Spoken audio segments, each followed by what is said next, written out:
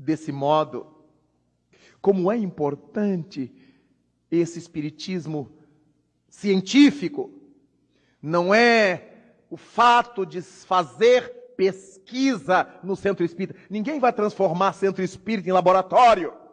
Não é isto. O centro espírita, vale repetir, Bezerra de Menezes, é o educandário básico da mente popular. Ali nós estamos para estudar, aprender a viver melhor e sermos pessoas melhores. O espiritismo é científico, cada vez que nos faz pensar, amadurecer raciocínios, discutir as coisas e não engoli-las como está na moda. Saem livros horrorosos, sem fundamento espírita, mesmo que seja mediúnico, nem tudo que é mediúnico é espírita, e o povo engole com casca e tudo, e acha lindo. Não são espíritas, são espiritados.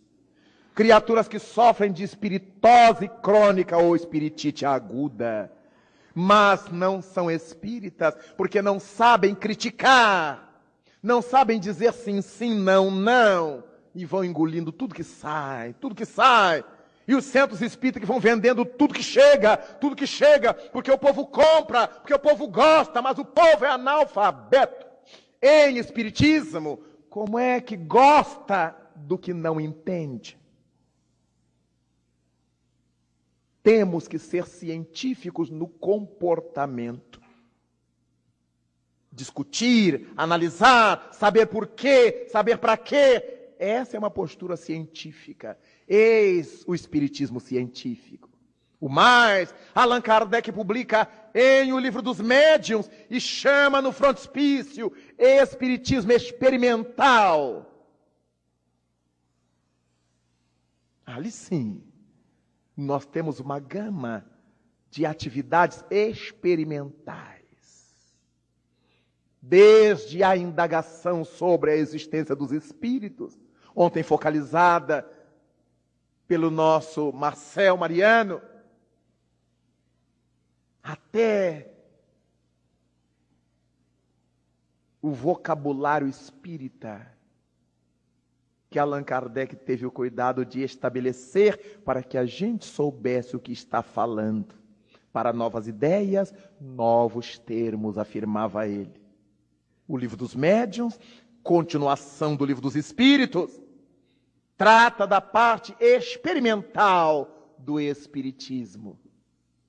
Mas todo o espiritismo é científico. Porque todo o espiritismo nos chama ao discernimento, a pensar, a buscar os porquês, as origens, as bases. Então, vale a pena nós pensarmos como Allan Kardec via isto. E nas conclusões do Livro dos Espíritos, então, ele nos dirá: falsa ideia fará do espiritismo quem supuser que a sua força advém dos fenômenos materiais que ele produz. Não. A força do espiritismo decorre da sua filosofia e dos apelos que faz ao bom senso e à razão. É Allan Kardec que o diz. A força do espiritismo está na ideia, na forma de pensar, de analisar as coisas, da sua filosofia, o modo como encara a vida, o modo como nos leva a encarar a vida. Aí está a força do espiritismo, não é no fenômeno, porque o fenômeno não pertence ao espiritismo. Os fenômenos psíquicos pertencem ao ser humano. Nós os encontramos nas várias igrejas do mundo, no terreiro de Umbanda, quanto no Candomblé em seus barracões. Encontramos o fenômeno nos lares de pessoas que não creem, de pessoas ateias e de pessoas à toa. Encontramos o fenômeno em toda parte, e o fenômeno pelo fenômeno é pobre. Porque qualquer embriagado que encontramos nas ruas, ele poderá dar passividade a entidades espirituais do mesmo talante da sua mente. O transe alcoólico ou transe etílico abre as comportas da mente para manifestações espirituais, mediúnicas de baixa qualidade. Então, diversas são as crenças em que o fenômeno se manifesta. Em várias partes do nosso Brasil amazônico e até no Rio de Janeiro, encontramos os irmãos que entram em transe depois de tomar o chá, o santo daime, porque o fenômeno é universal. Mas o Espiritismo não privilegia o fenômeno, mas privilegia a qualidade deles. Qualquer drogado que use LSD, que use ópio, entra em transe farmacológico, em transe químico, e a sua mente passa a captar frequências das entidades associadas àquela faixa psíquica a qual ele está vinculado.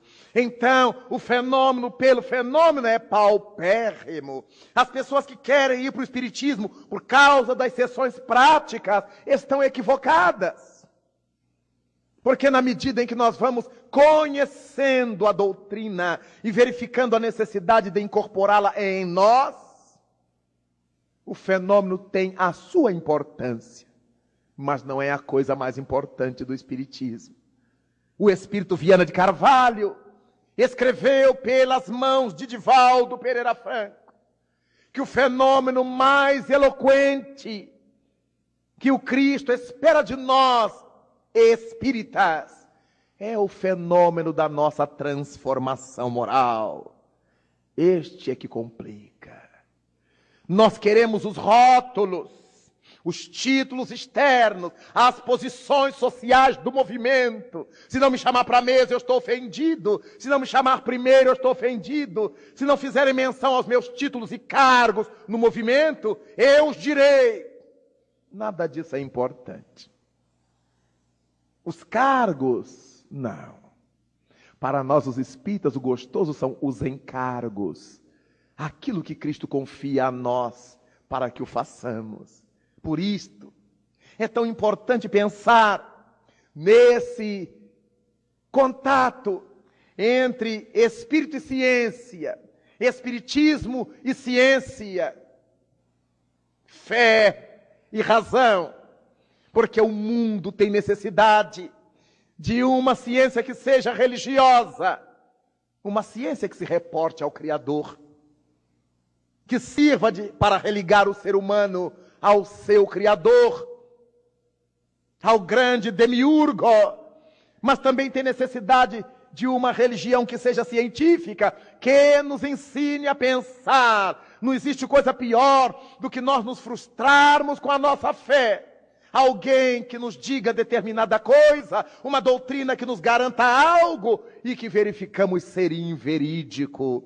Dessa maneira, nós conclamamos as pessoas de bem do Espiritismo para que se detenham mais em suas análises. E ao nos determos em suas análises, verifiquemos se estamos pautando nossa vida por ela, pela doutrina, ou se estamos ainda muito longe de o fazer.